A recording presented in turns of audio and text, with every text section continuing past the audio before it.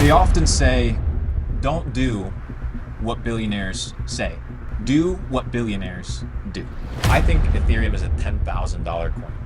Why? Fiat, by nature, was created to steal.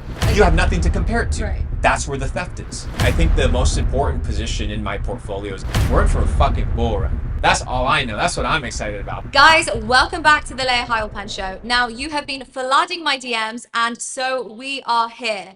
Luke BELMAR part 2. And today, we are talking everything crypto. We have a massive bull run coming. This is going to be my second bull run. It's going to be Luke's third bull run. You need to know what to do and how to navigate through it. So let's get Luke. Luke, welcome to the show. How are you? Thanks for having me. It's good to see you. It's great to see you. We have this crazy bull run coming. We know how amazing you did in the last bull run, and we need to understand how to navigate through it, what's going on. So right now, the biggest topic is the Bitcoin spot ETF. And I've seen a lot of your tweets. You're talking about how there's a lot going on behind the scenes. We've got BlackRock, VanEck, Fidelity. There's the Grayscale Bitcoin Trust. They're trying to convert that into an ETF. There's so much happening. Is it getting approved? Is it not getting approved? So I want to get your take. Firstly, let's start with what is going on behind the scenes. They often say, don't do what billionaires say. Do what billionaires do. So all you have to do is evaluate what are the billionaires that support crypto initiatives like Bitcoin. And they are the billionaires that run the world. You look at Peter Thiel, you look at Elon Musk, you look at the Winklevoss twins, you look at Chamath. There are a plethora of individuals, Mark Cuban, Tim Draper, that support Bitcoin. So when you have these titans with billions of dollars in liquidity, they run narratives, especially the internet narratives. So when you compile all the PayPal mafia individuals into one room and you compile all of their tweets, and all you have to do is go on their page and type Bitcoin or BTC, you'll begin to realize that a lot of these early ideas of Bitcoin, crypto emerged in Silicon Valley. A lot of the love for crypto actually started there. So before we even talk about this idea of, oh, there's an ETF that's about to get approved and people are hyping this shit, this ETF's been approved for years. What do you mean? The Bitcoin ETF, so Fidelity's been mining Bitcoin since 2015. Right. So when you have a company that has trillions of assets under management, indirectly and directly mining Bitcoin, it tells you that they understand what is happening.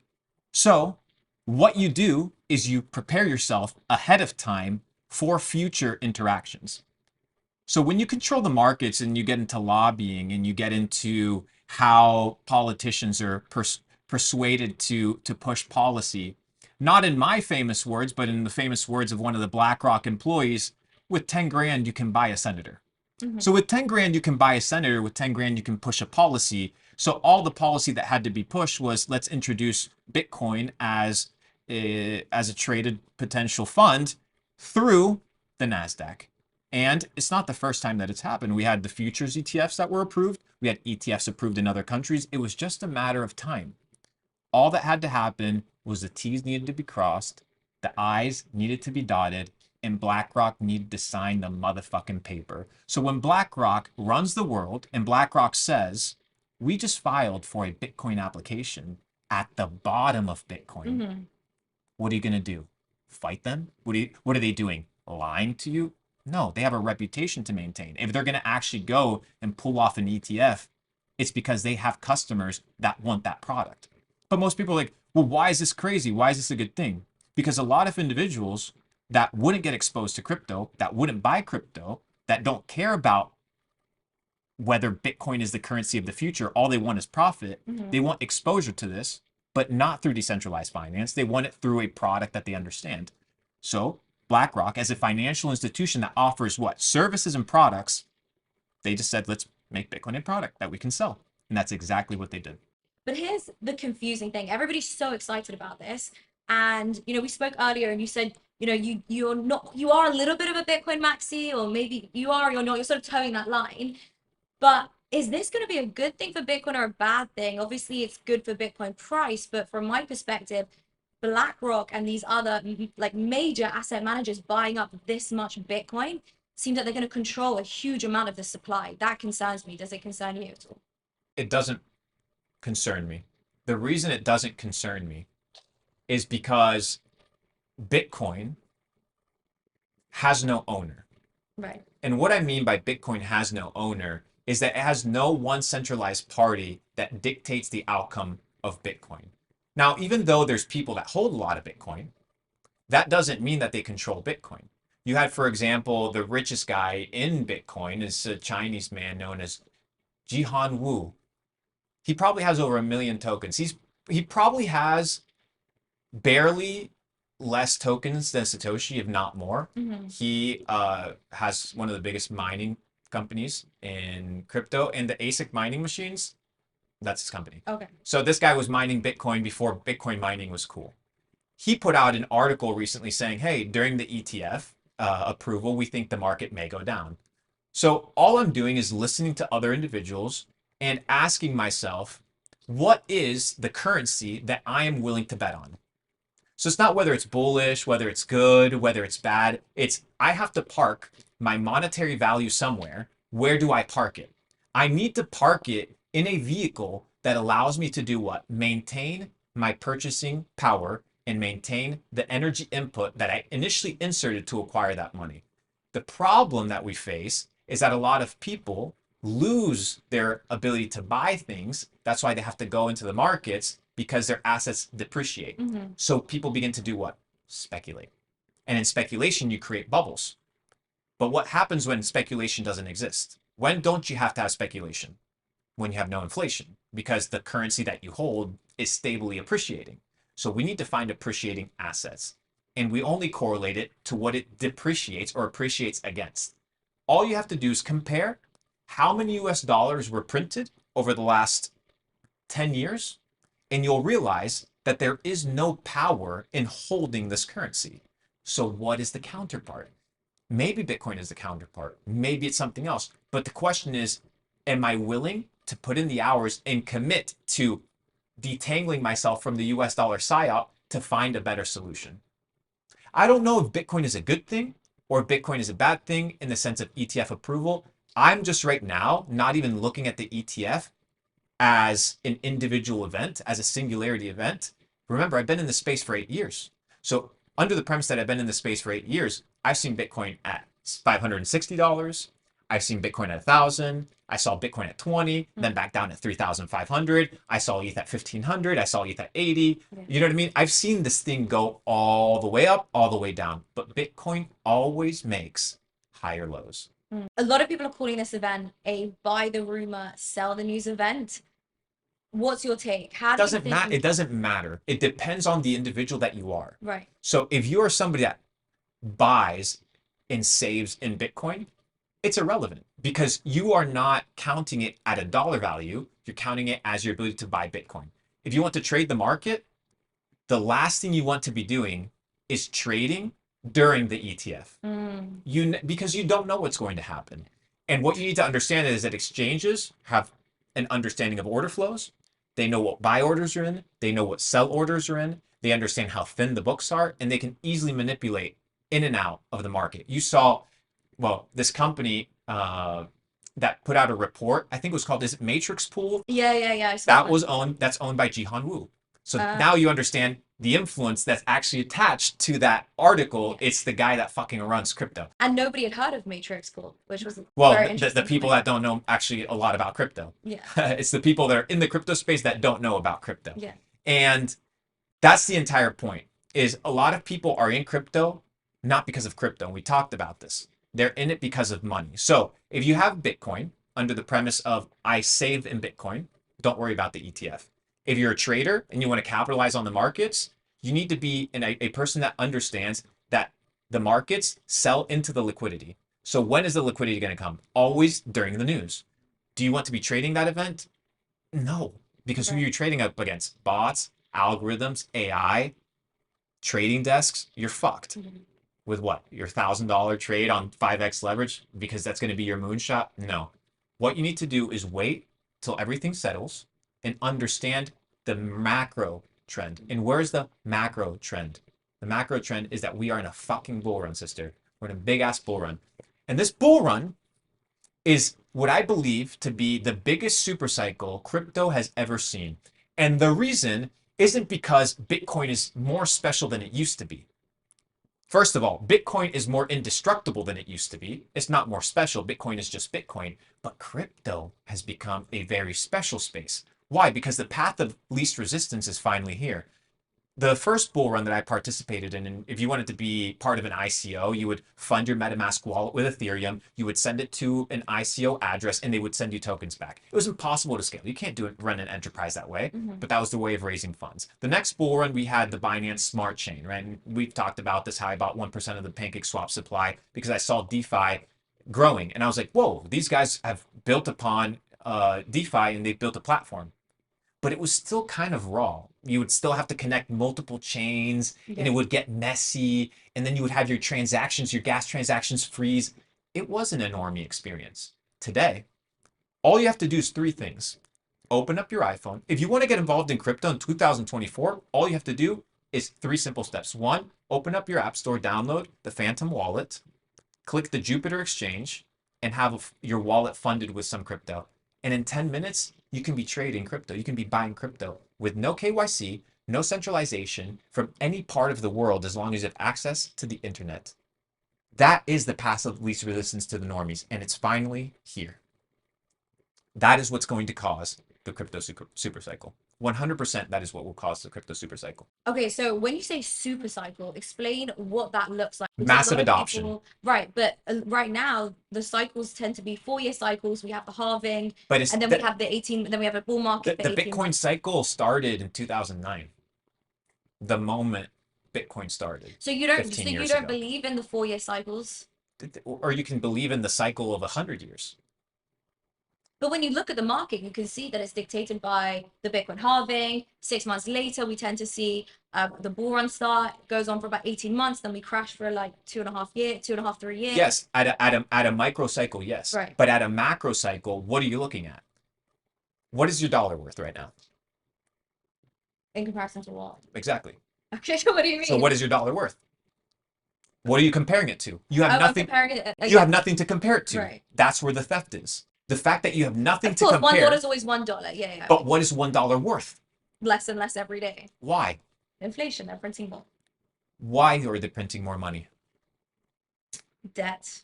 No. Think. Why are they printing more money? The answer is more simple than you think.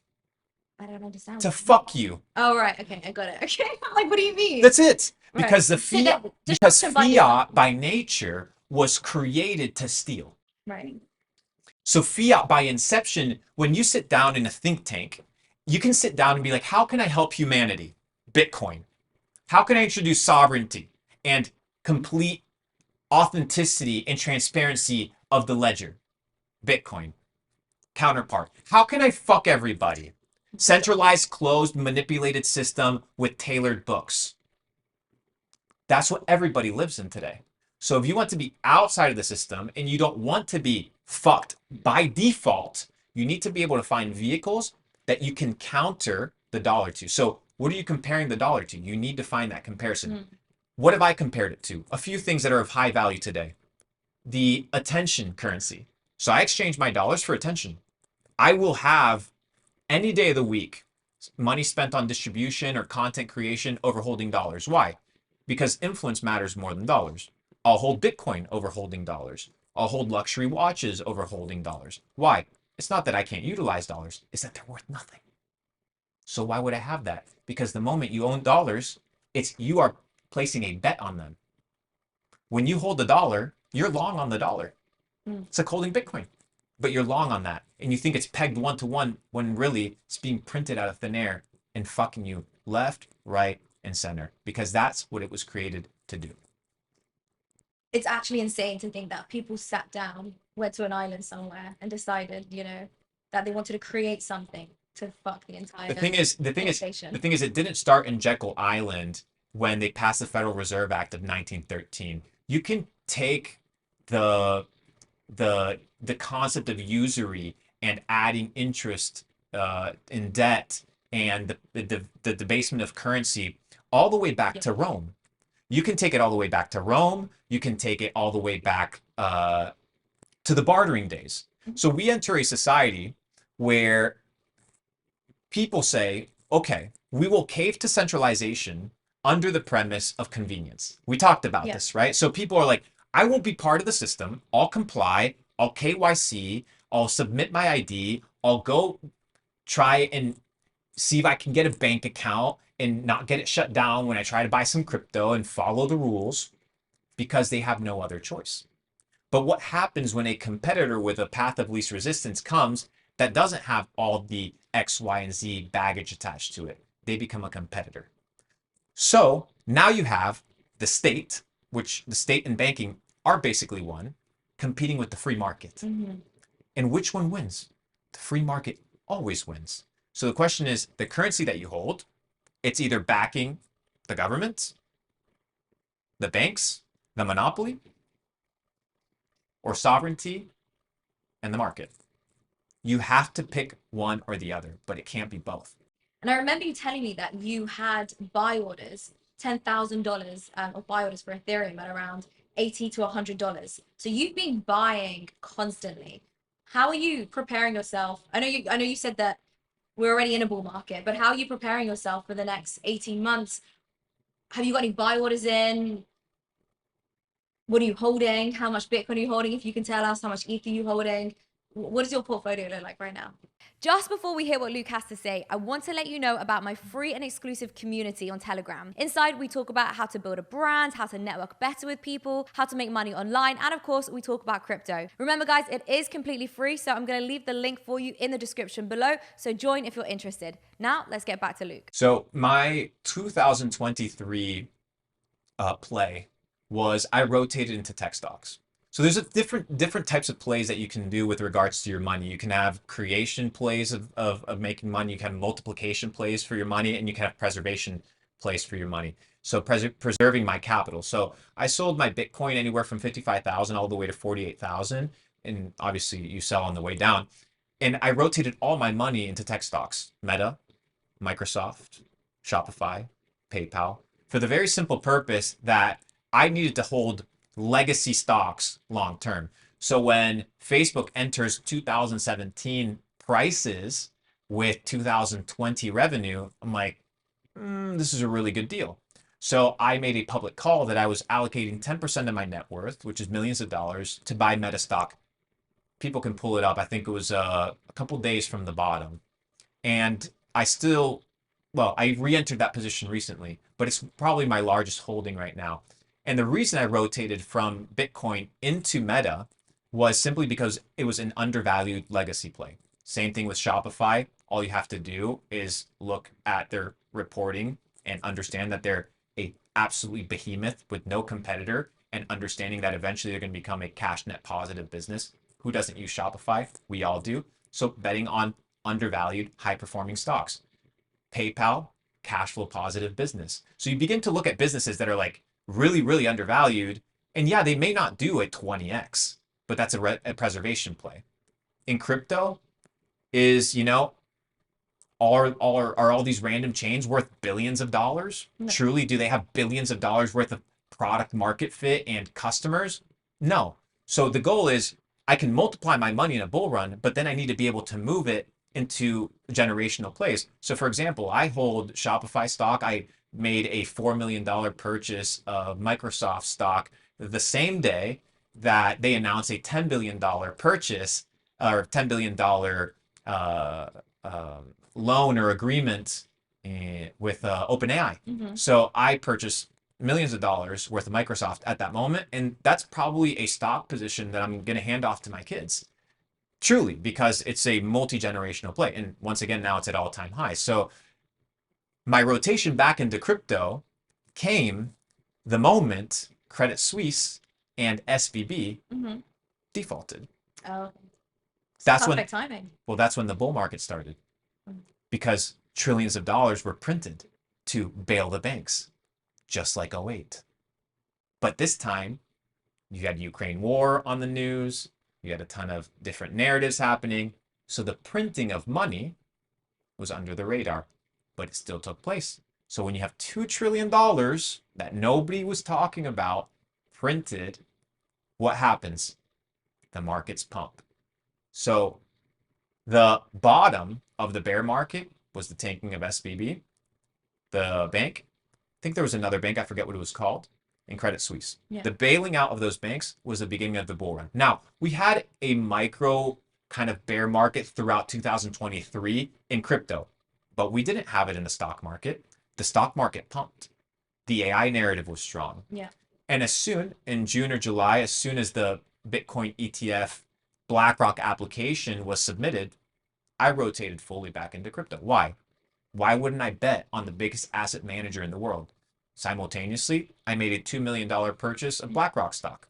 Why? Do I like BlackRock? No. I don't give a fuck. I'm still going to make money off of the fact that BlackRock will have their BTC ETF approved and their stock is going to fucking pump. Out of interest, how quickly do you think it'll be approved? We want to get this interview out pretty soon. I So think I think I think the Bitcoin ETF becomes approved in January 2024, and if it doesn't, within the first quarter, most definitely. Most definitely. Now, I've heard from sources inside of a couple of these companies that are running these ETFs that at this point it's just picking who they want first. And it looks like they're going to probably approve a ton of people at the same time because they can't pick, which is fucking crazy to think about. is there a reason they would pick one asset manager, one institution over another? So not necessarily, but it's a battle for assets under management at this Yes. point. So it's figuring out who gets approved first and who can get as much liquidity into their ETF because that ETF will most likely dwindle any other ETF. You're not going to have 20 top performing Bitcoin ETFs. You won't. You'll have a few dominant Bitcoin ETFs that are priced in properly. The tokenomics, and instead of it saying like $40,000 for the ETF price point, maybe it's $4. So $4 is more digestible, and you see the $4 price go up, more people are going to buy into that. So whoever can tap into public funds with their ETF is going to fucking skyrocket. And whoever can get first and secure funds, which are going to be hard to move to another asset manager, I think those are going to be the leaders long term. But I don't think all the ETFs are going to have massive liquidity. I just think some of the more prolific ones will. And you mentioned that AI has been huge this year. And I remember you said that you first heard about CZ talking about pancake swap on Clubhouse. And that's how you knew that, pancake swap was going to be huge. You ended up buying 1% of the total supply of cake. So what do you think is going to be huge in the next bull run? Obviously, we've seen DeFi, we've seen the metaverse, AI. What's the next big thing that people need to look at? In 2017, I was sitting with my brother and we made a massive purchase of Decentraland at 2 cents. It pumped to $6. We knew that the metaverse meta was going to happen. I didn't think it was going to be as explosive as it actually was. But this bull run, the narratives are very simple. Anything that optimizes the EVM or the Ethereum virtual machine and empowers people on top of that platform to trade with low gas fees, high frequency trading, and being able to have more of a Solana type feeling are going to be the products that win in the Ethereum ecosystem. These are all considered L1s. You have different companies that have been absolutely crushing. You have ZK Zinc, you have Layer 0, you have Immutable X, you have new projects that are coming out, Monad, amongst others. Now, where's the narrative in 2024 bull run? There's a few narratives. But before we talk about narratives, let's talk about the stages of crypto. We were talking earlier about crypto in stages. Crypto has a 5-stage lifespan. The first lifespan of crypto takes place at your universities, at your research facilities, at your MITs, at your Stanfords, where research papers, white papers, and thesis regarding a potential product or endeavor are created. Next, you have the foundations or the big organizations or the think tanks that fund this research. So Bitcoin, for example, was developed probably 7 to 5 years before it was even put out. That's how long it took to develop this incredible product. All these products that are coming out now in crypto, they need to be funded. these professors, these students, they don't have money. They need grants, scholarships. Who's paying for that? People that are going to own a percentage. What is a good example of this? Did you know that Peter Thiel actually invested into the Ethereum Foundation prior to Ethereum becoming a relevant company? Most people wouldn't know that. So you have these guys that are running these think tanks. So narrative one, beginning of crypto, is you have the nerds. The second one is you have the people that anticipate narratives or create narratives. Then you have your key opinion leaders. You'll have your CZs, your potentially now your Michael Saylors. You had snakes come in like Sam Bankman-Fried that acted like key opinion leaders, but they weren't. Then you have the major influencers. These are your Twitter accounts, your YouTubers, and then finally you have your normies. Crypto, every single one of them that is a real crypto, not all these fucking bullshit, they go through all these stages. The question is, where are you able to catch it in the stage? And depending on where you catch it on the stage is the return that you're going to get, but also the risk that you're assuming. So if I'm buying Dogecoin at 20 cents on Robinhood when it's the peak of the market and the taxi driver's buying it, and no offense to the taxi driver, but when it comes to financial literacy, he's at the bottom of the totem pole. The narrative has already been constructed. It's been created for 4 or 5 years. The main funds and foundations have already invested into it. The key opinion leaders already have their bags. The influencers have already shilled it to you. You're the exit liquidity. So your job isn't to figure out what position are you holding, what token allocations do you have, but how can you move from this side of complete ignorance? You don't have to move all the way to MIT, but the closer you can move to the source of information, Right. the higher chance you have for returns. But it also can be a little bit riskier in crypto because it operates more of like a venture capital or seed investment. So today, my crypto opportunities come more so from what I like to call gem hunting and hunting for gems and hunting for opportunities as opposed to observing the open market like everybody else. If I'm observing and trading just Bitcoin, I'm going to be limited to the performance of Bitcoin. So Bitcoin right now is sitting at almost $1 trillion market cap. Great. Let's say it goes to $10 trillion market cap in the next 5 to 10 years. It's potential. It has potential to it, especially if they continue printing dollars.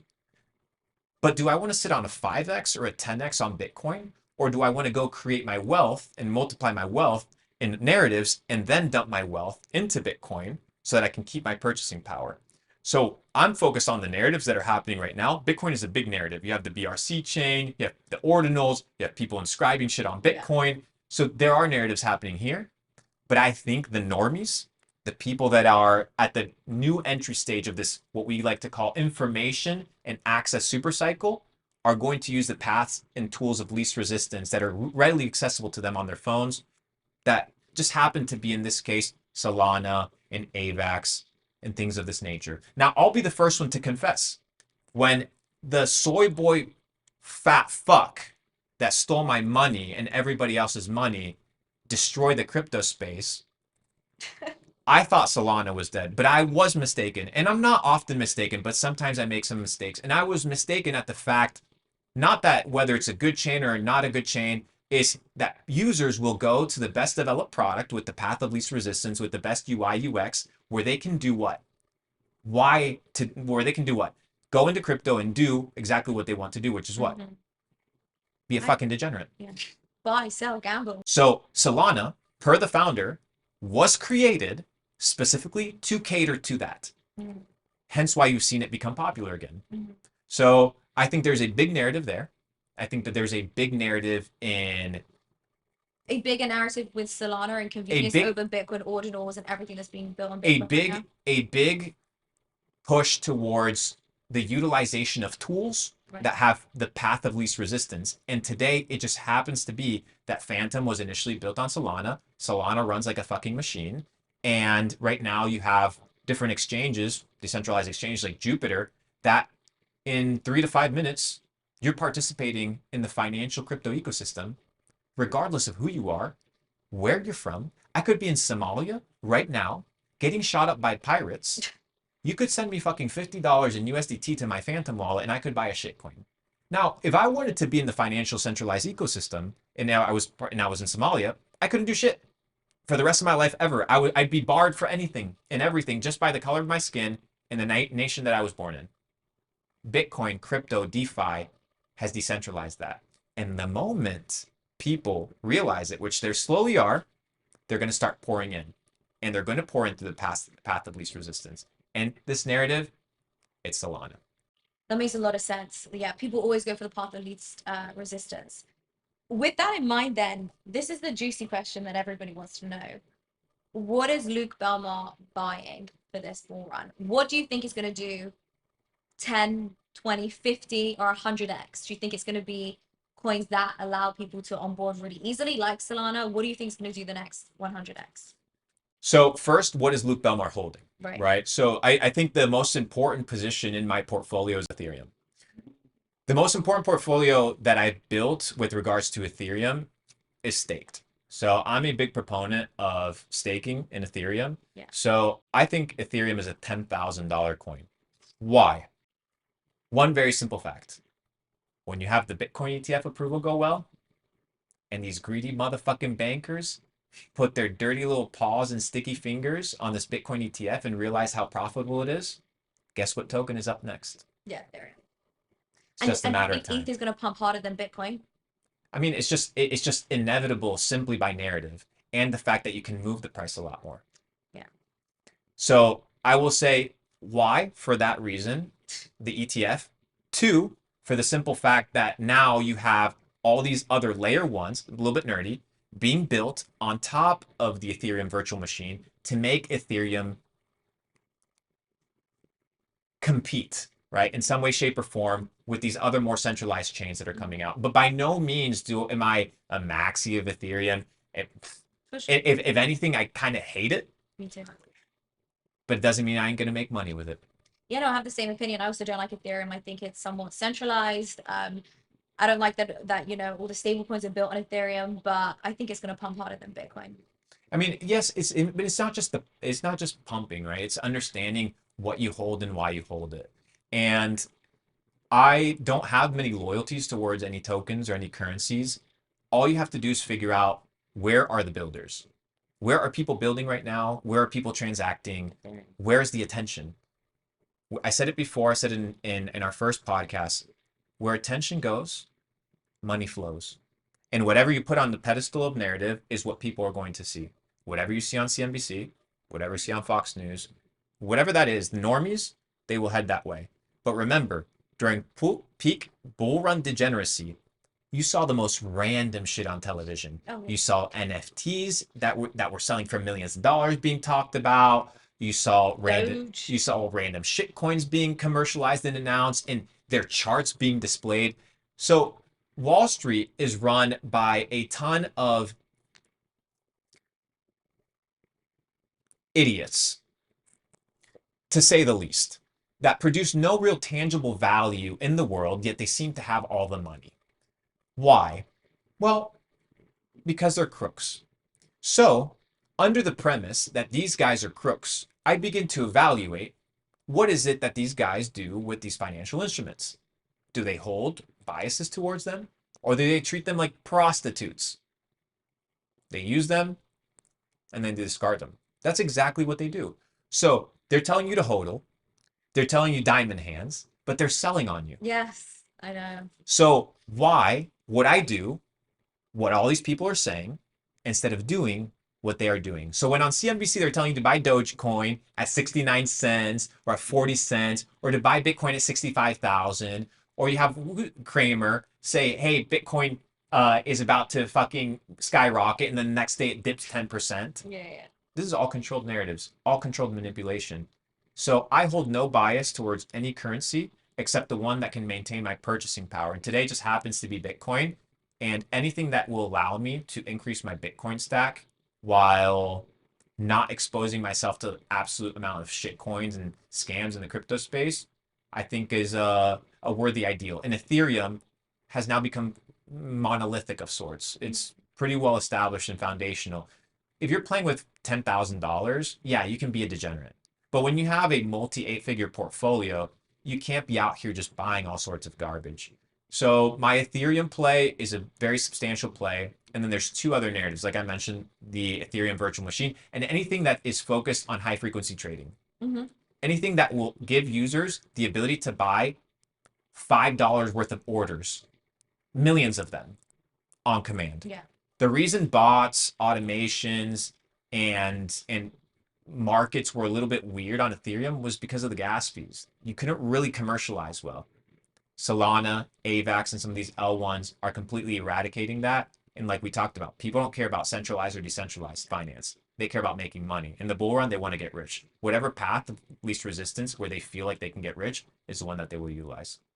You said you think that Ethereum is a $10,000 coin. What do you think Bitcoin is? Where do you think Bitcoin's going to go from here? Infinite. It's you can't calculate Bitcoin by dollars anymore. You can't. The dollar's not worth anything. Go, okay, perfect. You think you're rich? You're a millionaire? You have a liquid $1 million? Perfect. Go buy a house. Cash. Oh, you can't. You need a mortgage. Oh, you need a loan. Oh, you need debt. Oh, you're poor. Oh no, I don't. I'm not poor. I utilize debt to my advantage because, but most people don't. Most people utilize debt and they get fucked. So we're in for a fucking bull run. That's all I know. That's what I'm excited about. That's my mind's buzzing Yeah. for that. So what? Okay, so we have this bull run coming. What are you trying to do with your portfolio? Are you trying to play it safe and do like a nice 3, 5, 10x? What are you going for? So I mentioned, I think about a year ago that my phases in crypto evolve as I spend more time in it. In 2017, 2016, 2017, when I was first being introduced to this kind of crypto space, I I was the guy on this side, the guy that was just buying the narrative news on Twitter and whatever was available on Instagram stories. That's what I was buying. The bull run right after, I began observing key opinion leaders and these Twitter accounts and GitHub accounts and Reddit accounts with 5, 10, 20,000 followers. But this bull run, I'm with the builders. I'm building products. I'm investing in companies, seed funding companies. Uh, I'm really involved at the gem hunting level, which is more less technical and more fundamental long-term approach towards projects. At this point, crypto is seasoned enough for me to start collaborating with projects more closely.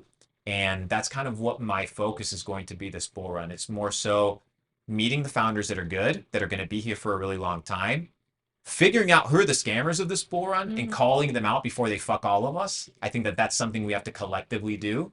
I think there are too many red flags with Anchor Protocol and Luna to not say anything. And I made a couple $1 million shorting that. But if I would have used my platform that I have today to say certain things, then maybe people would have lost as much money. So I think building is my focus this run more so than profits. I've made a great amount of money, but I think at this point it's building things that empower the ecosystem. I'm working on a couple open source projects that are going to be free projects for the internet to make Bitcoin better and make the crypto space better. So they're open source projects that people can have. I have a couple premium products and I have a couple crypto projects that I've been collaborating with, but it's a little bit of a different approach now that I am not seeing myself as much of a trader and more so a value investor and a gem hunter of sorts. How do you hunt the gems? I know that you said obviously you've got to look at what's most convenient, what allows mass adoption, what allows the path of least resistance. But is there anything else? Like when you're talking to these founders, what are you looking for? What are you wanting to hear? So you think, yeah, I want to put my money with you. So you need to know, first of all, do these founders have legs? What do I mean by legs? Good luck trying to found a crypto project or get started in crypto and not getting absolutely fucking grilled and destroyed. Yeah. So you want to have thick skin. So you're betting on people. You don't want to be betting on certain individuals that have no ability to run projects. One thing is to have a project and start a project and have a novel idea. Another thing is to be a business owner and have the balls and wherewithal to withstand a bear market. So the first thing that I look at is the individual. That's where you need to start when you're investing because you're investing into people. The second thing I invest into is not just the specific company or project. I invest in the narrative. So I need to do my due diligence and my research as to what are the narratives of the future. What is coming? I said it a couple years ago when I was sitting down with one of the prolific OpenAI founders, he told me start an AI proof company. He didn't tell me start an AI company, which is what all these dumb fucks did. He said start an AI proof company because it's a lot easier than going and doing AI. You don't do AI. Do it, make an AI proof company. So I went and built Capital Club, which is AI proof. Why? Under the simple premise of understanding the future. So narratives. Often, right after narratives, you have microcycles of trends. So you have narratives, macro cycles, and you have microcycles, trends. So what are you investing on at the trend level? Maybe this is worth like one bull run, couple months. Like you see Uniswap, for example. Uniswap in 2019 was absolutely ballistic. It was a trend. It was part of a bigger narrative, which is DeFi, but it had its moment. So you need to figure out the lifespan of these crypto projects, which tends to be short for most of them, Yeah. and then understand the narrative so that you can rotate your liquidity through the narrative, but inside different trends. So let's talk about navigating this bull run, right? So once people have found, where the trend is, what the coin is, how do they know when to sell? You sold Bitcoin, you said around 40 to $50,000. That's amazing. That's near the top of the market. That's incredible. So how would you tell somebody, how would you explain this is how you need to sell? This is how you know at what point in the market you need to sell? The number one rule of investing is always know your exit plan. You always need to know when you're going to get out. Yeah. So I had a plan of when I was going to get out. I thought Bitcoin was going to go to 87,000. Okay. That's what I thought Bitcoin was going to go to. But I wasn't going to sell at 87,000 because if I thought 87,000, then everybody thought 87,000. Yeah. So if you have to front run people on buy orders to get the bottom of the market, you have to front run people on sales, which means that sometimes you can't sell the top and sometimes you can't buy the bottom. So I'm okay not buying the top. But if you have a $30 million bag and that shit swings 10%, that's $3 million. So am I going to wait for it to go up 10%? Or am I going to wait for it to go down 10%? Which one's going to hurt me more? Making $3 extra million or losing $3 million, which is a couple years of work? Losing $3 million. So the moment the losing at a ratio was something that I couldn't really stomach, I was out. That's amazing. That's something me and my brother were talking about the other day because we're holding. I feel like every time we have this conversation, I have to tell you, me and my brother are holding a shit coin, and we're like, should we get in or out? And no, we decided to sell actually because we had that same mindset. We thought we couldn't stomach the drop, so let's just take the bag. The coin ended up pumping. Actually, it did a 2x, but we don't care. But the thing is, you do care because you mentioned it. Then that's okay. Exactly, but It's okay. It's not. you know what I mean? I know what you mean, and it's this is the second point. Yeah. You never look at what you don't get. Right. So it's like walking into a pastry shop, getting two croissants, about to walk out, and then lusting at the fact that you didn't get every other dessert. You're not going to catch everything. You're not going to. So once you exit your position, I don't look at that shit. I'm done. I'm done. Because then you get FOMO and then you buy back and then that's when you get dumped. No, we're not buying back. But I know I tend to remove the tickers ticker from my from phone. your... Yeah. I've removed so many tickers. Okay, so I want to understand. People do get, emotionally attached to their coins. They get caught up in the hype. You mentioned the term super cycle, and I respect that and I understand why you mentioned that, but I also feel like the term super cycle is kind of a dangerous term because it makes people hold on forever. So how would you tell people, how would you explain, how do you, I guess, listen to your gut and stop following all the hype and It's a crypto market super cycle. It's not a cryptocurrency shitcoin. You can hold some bullshit meme coin super cycle. Right. The cycle is in the innovation and the development of technology. And if some maxi out there doesn't like the word that I use super cycle, they can kiss my ass because it is a super cycle I've been fucking waiting for 8 years. So it is here. But it's a cycle of innovation and adoption. It's not a cycle of, oh, am I going to hold this fucking Dogecoin from 69 cents, which is a 50 plus $1 billion market cap, all the way to $3 to $5. It's not going to happen. It's a shit coin. It has no intrinsic value. It has no worth. It doesn't store energy like Bitcoin does. It does nothing. So if people hold their bags in shit coins, perfect. They deserve to hold their bags in shit coins.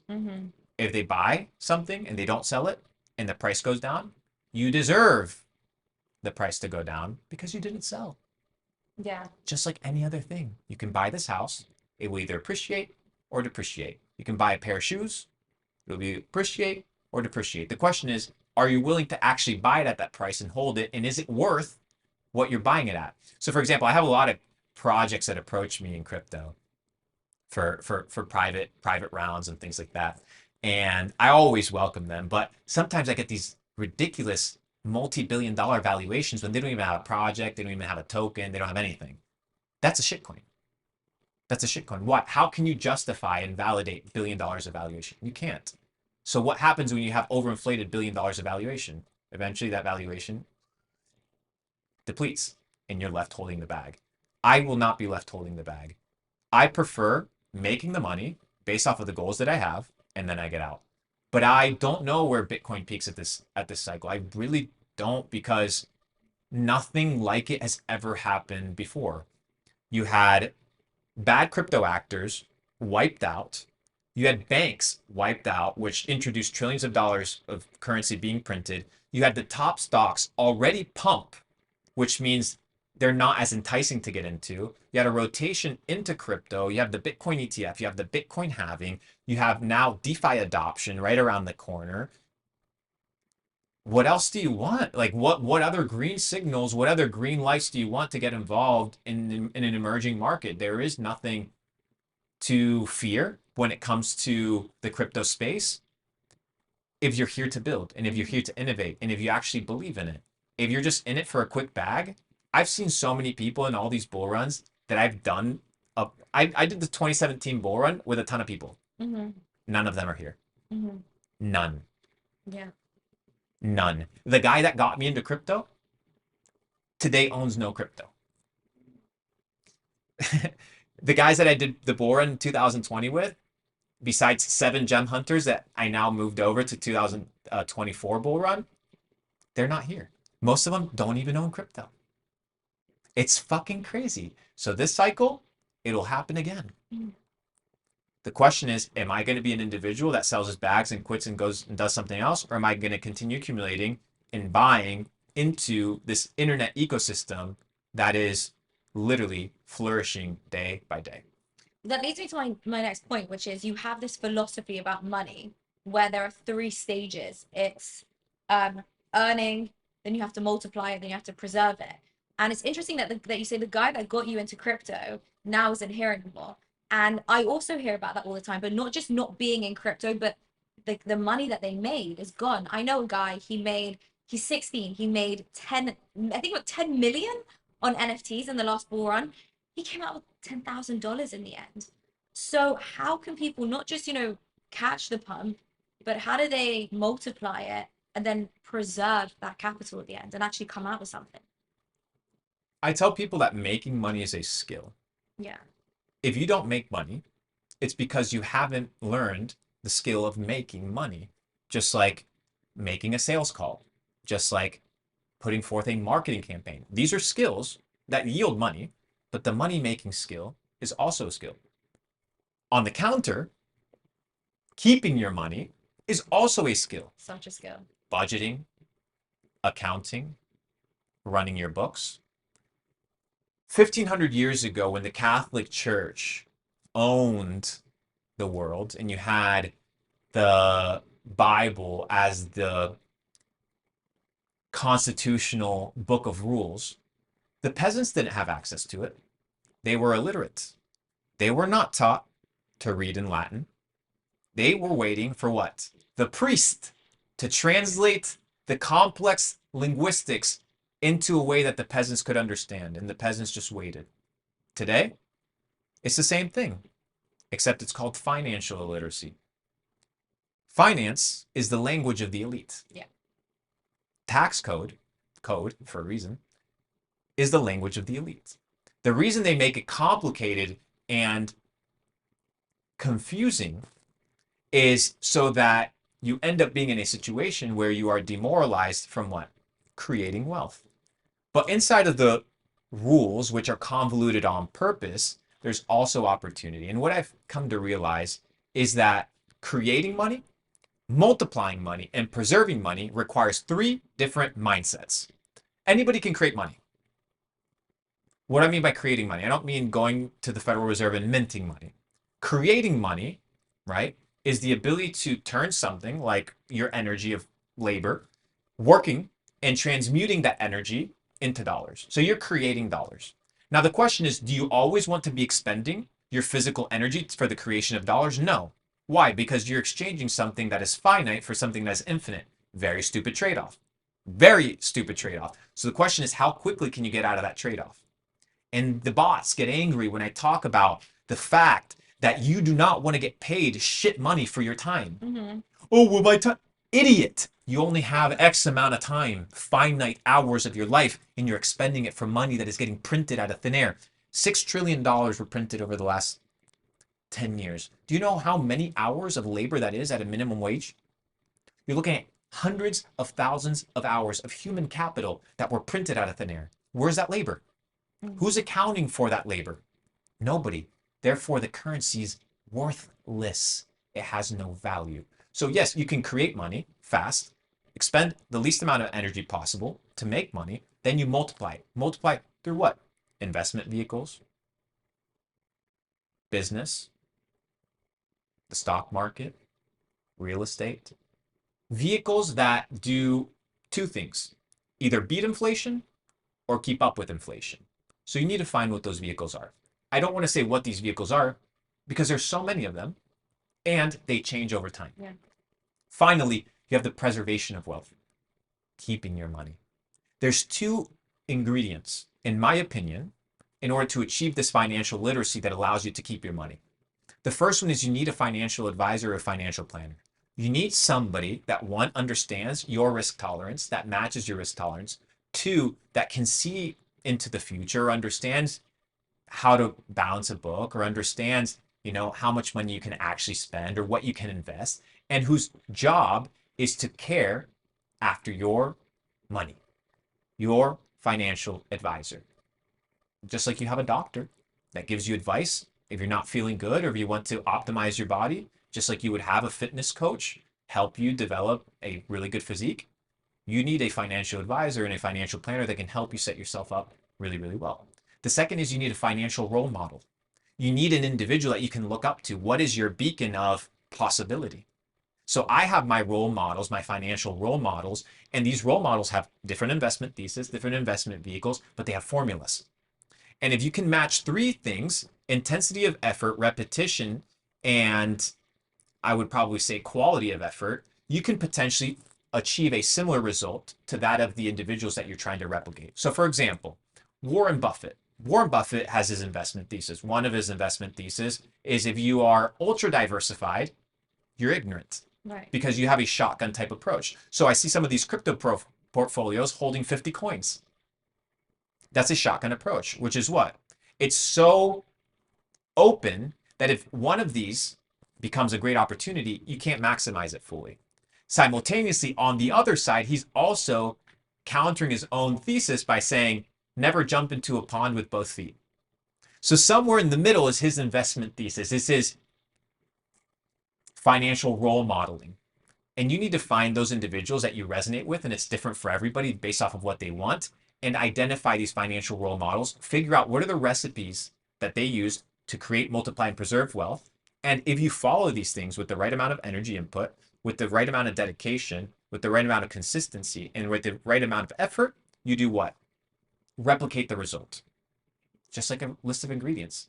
If I give you, right now we go to the kitchen, I give you the list of ingredients. I could give you different eggs, different milk, different flour, but I gave you the same ingredient list and I had different ingredients, we would come up with a very similar product. It's the same thing with finances. It's the same thing with money. It's the same thing with financial literacy, and it's the same thing with becoming rich. There's formulas, there's secrets, there's advice, but you have to find it and then you have to adapt it to yourself.